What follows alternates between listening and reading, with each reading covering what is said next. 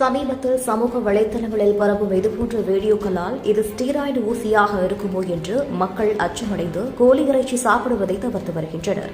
இதுகுறித்து உயர் தொழில்நுட்ப நிபுணர்கள் கூறியதாவது, கோழி இறைச்சிக்கு அதிக சுவை சேர்க்கும் ஒரு புதிய முறையாக மசாலா அல்லது மசாலா கலந்த திரவத்தை இன்ஜெக்டர் மூலம் செலுத்தும் நடைமுறை பிரபலமாகி வருகிறது.